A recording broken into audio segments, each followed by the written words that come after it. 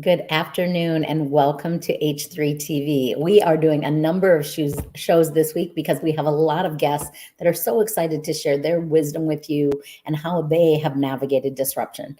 I love to come to you into your office, into your living room, and encourage you. And whether that's by interviewing guests or by keynoting or by training or facilitating a retreat or executive coaching, working side by side with audiences and individuals to show them how to soar above their circumstances. We all face disruption in our life, and I love when people are willing to open up and share how they have navigated a professional or a personal disruption so that they could get back to bringing them their best self to work.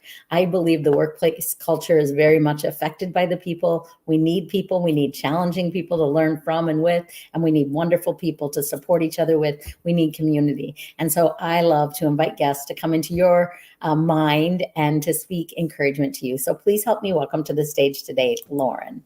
Hey, Lauren, thanks for being with me. Hello, thank you for having me. Absolutely. So tell us who you are, Lauren. Who are you? What do you do? Where do you live? Absolutely. Well, my name is Lauren Dreyer. I'm as you see, the founder of Forged by Fire. I am in, let's call it Overland Park, Kansas. That is a suburb of Kansas City. And I am a leadership and mindset speaker. I'm an author. I have a couple podcasts, and I love to talk about obviously leadership, mindset, but my latest one has been how you can make neurodiversity work for you, because I am in the middle of figuring that out for myself. Oh, I love that. So when you say Overland, what comes to my mind, my memory of Overland, Kansas, is my daughter was a competitive dancer. And I was the mom that said, hey, if you guys can't go, I'll take all the girls. And we went to Overland and we had a great time. And there was dance competition. I believe I was actually there for a soccer tournament for my son as well. So I have been there. Beautiful, beautiful mid-America country. Neurodivergent, so important, right? Like, so I am dyslexic, ADHD, and when people say, are you disabled? I always think, no, I learn differently. But when you see words, you see letters. When I see words, I see pictures. And though I learn differently, doesn't mean I'm less than. And it took me so many years to realize how my brain is so activated and I'm such a visionary. And I'm always, what's next? And what can I create? So Lauren, thank you for being here. And who knows, maybe we'll discover something. We've had such amazing interviews in the last few months with people that work with people that are neurodivergent or that have ADHD or that have dyslexia, have been told they're dumb. And then how do they learn and how do we celebrate their creative, innovative spirit? And many, many successful people learn differently, but not less than. So Lauren, when you think of the word disruption, how would you define that word? If someone just said, what does disruption mean to you? To me, disruption is when you're honestly experiencing life. Life is getting ready to probably shove you to the next level, because it usually hits us in the face when we're not ready for it, right? And here's a nice large curveball. What are you going to learn from it? How are you going to learn from it? And how are you going to let it grow you instead of, not? I like that. It kind of shoves you, it kind of lifts you up. I feel like when you said that, I was thinking, oh, that's what happened. The Gulf of Mexico lifted out of the water and poured itself on us. And I was like, oh, we're being moved. Life is changing. What else did you say that I was like, oh, I like that. That's good. That's good. Moves you, shoves you, moves you forward. And I forgot to tell our listeners, if you have questions or comments for myself or Lauren throughout the presentation or after, please, or through the conversation, not presentation. Please put them in the chat. We will make sure we respond, whether it's during the show or after the show. We always love to hear from our listeners. So how about you, Lauren? Is there a professional or personal disruption that you've gone through in your life that's on your mind today? Mine would probably be, and it's why I am so immersed in it right now, is that neurodiversity piece, because I am mid-30s and I didn't know about this. I didn't know this about myself until a couple of years ago. And it was something that I was one of those people who I was like, why is it so hard for me to learn? Like, why?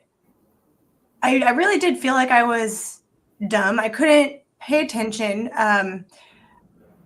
There were so many different things. I, lose myself in conversations all of the time, and I'm just kind of everywhere. And I didn't know what was going on. And then I was watching somebody a couple of years ago, and somebody had said something to me about it before, and I brushed it off. I was on a call, and they're like, have you ever considered that you have ADHD? And I was like, no, I don't. And then she just asked me, and it was the first time, planting that seed. And then I was watching somebody talk about, and it was an older woman. She was like, if you have this, this, this, and this, I was like, oh yeah, all of that. Me. And it kind of started sinking in, and I was like, okay, we're going to see what happens with this. And so I was like, you know what? People may say I'm crazy. Like, Lauren, you just need to, figure it out. And I was like, yeah, I'm going to let the doctor tell me if that's the case or not. And I'm going to go that route. And I tell you what, within the first 20 minutes, that doctor started asking me questions, and he was like, yeah, this is you. And all of a sudden, all of my disconnections came together. Mm-hmm. And at first it was kind of like it was almost like a flood. And I'm like, I don't know how to manage this. Like, what is this new thing? It was great to put a label on it. But I was like, what do I do with this now? And as I have learned, I'm like, oh, this is actually kind of a superpower, because I've learned how to channel the creativity. I've learned how to set up the tools for myself to keep me on track, mostly. And I've learned how much of an asset it is in, honestly, all aspects, creativity and work. I have a whole podcast that deals with being different, because, like you said, it makes you think differently. And I'm like, okay, well, yeah, it has some maybe disadvantages, but it was such a huge, unexpected smack in the face that has been the biggest blessing. Yeah. Lauren, when you're talking, what I feel like is the disruption of a diagnosis became a gift. Yes. The disruption of a diagnosis became a gift, because I think, Lauren, sometimes when we don't make sense and the world loves to judge us, I thought I was really dumb for a long time. And I remember very young me saying to someone, I think maybe I have ADHD, and they started laughing. And I was like, what's so funny? And they're like, it's not a maybe. Like, you totally do. But I was like, oh, okay. But they were like, you're so creative because of it, because I wake up at 5 a.m. with 32 ideas. Me too. I have vision, I have response, I have pictures, I have images, I am always creating, and it allows me to respond quickly and do things.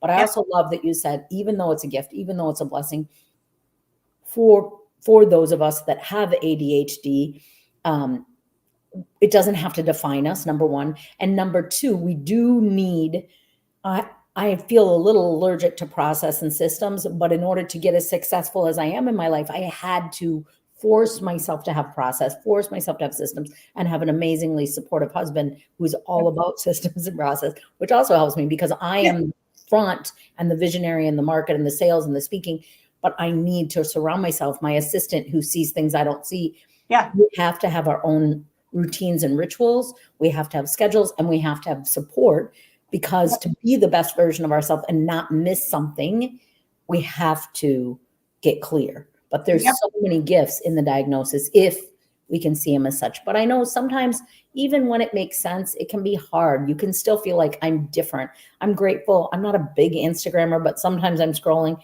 and there's so many videos about ADHD and how to be an ADHD partner and how our brain thinks. And don't shame us when we miss something or lose something, or, I don't know if you know the book, If You Give a Moose a Muffin, but my kids my kids' friends and their parents would be like, that's your mom. Like, she says we're going to go here. And 19 hours later, we come back home and we've stopped 72 places. I'm like, well, kind of, I thought we were going, and we did get there, but we just had a lot of detours. So when you feel sad about the difference of how your brain is wired and someone else you might work with or know, how do you stay hopeful in that rather than judging yourself and being hard on yourself for thinking different or for bouncing between topics? You know, I am a very open person. You might call me sometimes an oversharer. I try to reel it in because some people don't like that. But it is one thing that I try to be very upfront about. There are two things now that I tell people. It is one, I am very direct. And two, also, I have ADHD. So, like, if I veer off, pull me back. If I am not looking you in the eye, it is not a sign of disrespect. When you're telling me something, I am looking in the distance because I'm painting a picture in my head of what you're telling me. And when I explain it to people, instead of, them drawing their own conclusions, it's, let me be upfront about this because I don't want you to get discouraged. I don't want you to get mad because you think I'm not paying attention. I just process differently. And that way they know up front. And then I just kind of have to be not afraid to say, I heard everything. I wrote it down. I don't have any questions for you now. As soon as I mold this over, then I'll come back because I probably have 8 million questions for you later. But Lauren, I think what you're really saying here, and I like this for hopeful, is you articulate some things to help other people not judge you. And, when you said some people call you an overshare, and of course I've heard that my whole life as well. What I realize is all of us, whether we are neurodivergent or not, we get to decide who are the people in our life. And there are people that accept us with our most beautiful, brilliant parts and our messy parts. And there's also people that judge us. And there will always be that. So you get to decide who you spend your time with. But one way to stay hopeful is to articulate clearly. Just so you know, I might be looking away. It's not about you. Just so you know, my brain process is different. Just so you know, I have ADHD. Doesn't mean I'm less than you. It means maybe I think different. And I always tell people, I don't have file cabinets in my brain. I have a pinball machine. And my pinball machine doesn't mean I don't care. It just means that I am easily distracted and that I'm also working on 12 different things while you are talking to me. And you might think I'm not being attentive, but I'm actually thinking about what I just did and what I got to do later. And I'm doing my best to be present. And I set some rituals to do that. But you articulate. And I love that. I think sometimes judgment comes in misunderstanding and confusion. So if you can articulate, hey, just so you know, I have ADHD and here's 2 things you might notice. It's not about you. That's me. And I'm still paying attention. So how about this, Lauren? And I would love to hear, when I ask people, how do you stay healthy in the midst of this disruption? I'm not thinking of health necessarily. It could be physical, but it could be emotional, could be mental, financial, spiritual, relational health in relationships can be challenging with ADHD, or career health. So do you have some tips on what you do to rituals or routines that you set in place to make sure you stay healthy in any of those 7 areas? I am very adamant about my morning and my night routines. Do they shift from time to time based on where I am or what's going on? Absolutely. I am a early morning person. I have to, because I have so much stimulation during the day, and I'm that bouncing ball too. I have to get up and sit in silence, and I have to organize my thoughts early. If I don't get that, I am not necessarily a mean person, but I'm a different person for sure. I do much better when I get a little bit of physical movement in sometime. Sometimes it doesn't happen. I try to fit it in somewhere in the day because it really does give me that organization, that structure, that clarity that I need. And honestly, it engages the creativity in me. I am so much more, I have so much more of that nice creative flow when I go for a 10-minute walk or, a quick run or something like that. I am an avid journaler. Um, a lot of people would say I hate journaling. I'd say, okay, great. And I have found that I'm talking about like seriously $1 spiral at, your local store, right? That is how, if I'm going through something, I process, because things are bouncing around in my head so much. And I'm like, okay, what's going on? But if I can write everything down, yes, half the time it's like I'm talking to myself. Sometimes I'm real mean on that paper, but it's me processing. It is the things that I'm like, oh, I was making a bigger deal out of it than it needed to be, didn't I? Yeah. The other thing is I have to know where my limits are when I need to shut my door and say, it ain't you, it's me. I need some time. Yeah. And then I have to have my decompress time at night too, to get my morning set up so that it runs smoothly, and to again let myself file everything that has happened during the day. Yeah, beautiful, Lauren. You and I have a lot of commonality, so I love that. I love teaching people that learn differently. Routines and rituals are key. Have a Yep. list of 10, pick 3. I don't care what they are. Yep. Be clear on setting yourself up to win the night before and the Yep. morning of. So I'm a super early riser. I love the quiet time. And I really talk to people a lot about medicine because of owning gyms in the past. And I think my medicine is movement. My medicine is music. My medicine is silence. My medicine is prayer. And I have a Yep. dog, so I do not take days off from walking because he says, let's go, mama, Yep. let's go, which helps me because that movement, you're right. I mean, I took an improv class and they had us walking in the beginning and being silly with the walking. And they said, when you're moving, it's creative. It allows that creative flow to go. Yep. And I always talk about with stress, we all have stress in different Yep. ways and on different levels, but acknowledge and release. So journaling is one form of acknowledge and release. You can walk it out, you can talk it out, but you can write it out. So like you said, maybe not everybody loves journaling, but that's a great reminder of whatever you're going through, whichever's spinning in your head, even if it's your made up negativity or unhealthy stuff, do that. The other thing I was going to say to you, Lauren, earlier is that because women, this is a generalization, I apologize, please don't yell at me, but because women tend to naturally have a higher EQ, we are a little bit more emotionally in tune and a little bit higher sensitivity, we can go a lot longer without a diagnosis, and we can control and still seem very bright and articulate, which we are. Yep. But people will not diagnose us as young because we compensate in other ways. We learn to navigate Yep. that without necessarily a super hyperactivity. Even if there's hyperactivity in our brain, not everybody might see it, right? So Yep. those are great tips and reminders. And I love that you have learned these practices and that you implement them yourself. I think it makes us better teachers when we have learned lots and we can show people, not just tell them what we've learned, just read it in a book, but have that lived experience. How about happiness? When you do have those negative messages in your head and you're hard on yourself because you're different or because things are more challenging, whether it's reading or whatever it is for you, where do you find your joy, your happiness, and silliness? I'm an avid reader. I love a good book. I do read a lot of self-help because I'm curious on how people work, and I love all the different perspectives. I am totally the nerd that goes and writes a speech. Absolutely. I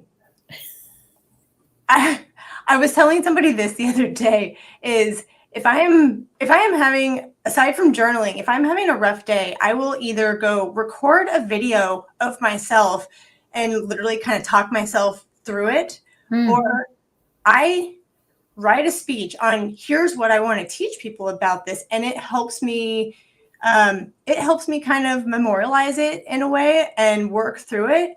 And seriously, it's really weird because by the end of it, it is almost like I went for a run and all of a sudden I'm like, oh, okay, let's do this again. I love it. This is fascinating to me. I've never met anybody that does that before, but you almost are asking yourself, I want to learn this. What am I struggling with?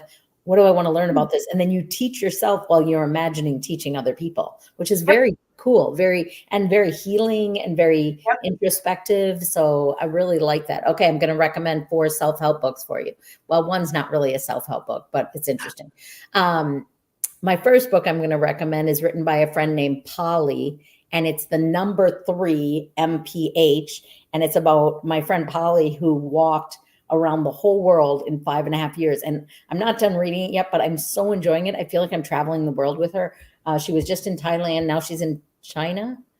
Or she was in China and now she's in Thailand. I don't know. I'm reading it and I'm like going places all over. But it's a fascinating book about her adventure and her drive to do it. She always wanted to, and then she realized she wanted to be an advocate and an educator for breast cancer as she did it. So her vision to travel. Yeah. So I tell her, I recommend your book to everybody. I go, I really do think it's great. And I read a lot of different things, but that's the first book.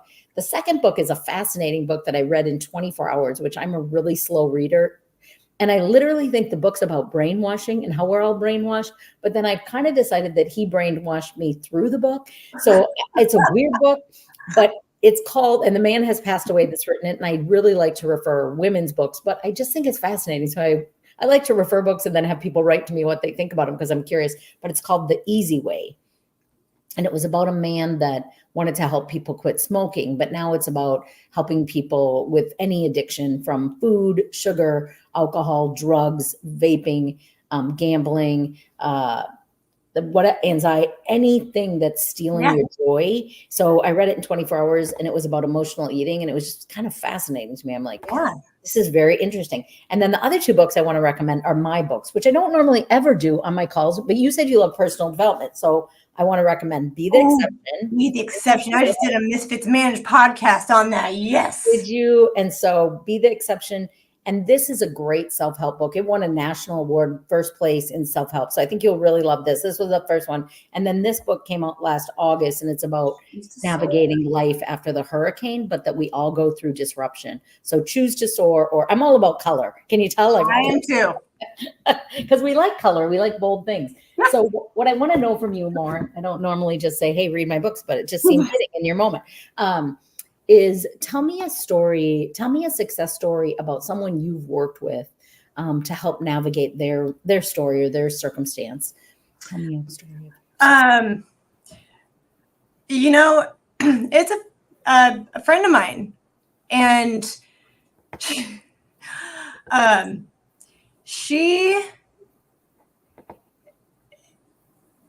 and I just started talking one day, and we were both going through something, lots of things, let's be honest. And it was just that moment where we connected. And this was before we knew each other really well. And all of a sudden we just started going deep.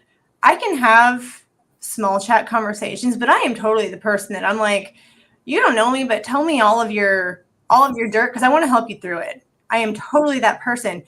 And I just started, as she's telling me this, I just started asking questions. I'm like, have you ever thought about this? Have you ever thought about this? And can you give me this detail? Because here's what I'm thinking. And the more she and I had the conversations, I started seeing light bulbs go off. And there was one day where I'm sure it brought me to tears because that's what I do. But she goes, nobody has ever challenged me to think bigger. Mm. And she goes, you have 100% done that. And she goes, what are you doing? Why are you playing small? You have all of these different talents, and she's so multifaceted. And the light bulbs that went off, and me just saying, no, here's all the different things I see about you. Look how talented you are, because a lot of times we don't give ourselves the credit for, half of anything we've done, right? And it's we downplay it. Yeah. Because otherwise that would give us an ego, and why would we do that? No, give yourself the credit. And it's been so cool to watch her grow and understand her value, and start giving herself the credit, saying, oh yeah, I have done this, work through her own blocks, and see how she can do things differently, see how just that tiny shift in perspective can make all the difference. So you kind of shined the light on her best parts, and you held up that reflection for her to see, I do have strengths, and I do have beautiful gifts to give the world and to give to myself and believe about myself. So what a gift that is, Lauren, to give her. Well, we're kind of winding down our time together. And so when people want to get to know you better or connect with you, where's the best place to connect? Is it LinkedIn or your website? It is LinkedIn, flat out, Lauren Dreyer. Okay. And then they can reach out and connect with you there. Yep. Nice. Lauren, do you have any last encouragement or wisdom you want to share with people that are facing their own fire and still getting refined through the fire, as you say? One of my book is named after it for a good reason. The biggest thing I always tell people is listen to your gut, listen to your intuition. There has been so much doubt and fear in my life, and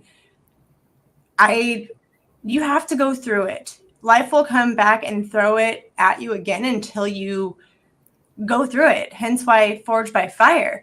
But listen to what your gut is telling you, and it's not usually going to give you the easy way out. But honestly, you can do it and expand that comfort zone regardless of who, what, where, how, why. Listen. Yeah. So listen to your intuition. Be intuitive. I always say you have a choice in every decision you make. Will it be by love or by fear? Watch Defending Your Life and live by fear. Or I'm sorry, live by love, not fear, not fear. Erase that, delete that. Sorry, we're live. Anyway, live by love, not by fear. Well, thank you so much, Lauren, for being with us today. I appreciate you. And thank you to our listeners. Please feel free to send Lauren or I any questions, and we will be sure to follow up. We appreciate you listening, and have a wonderful week. Take care. Thanks for being here.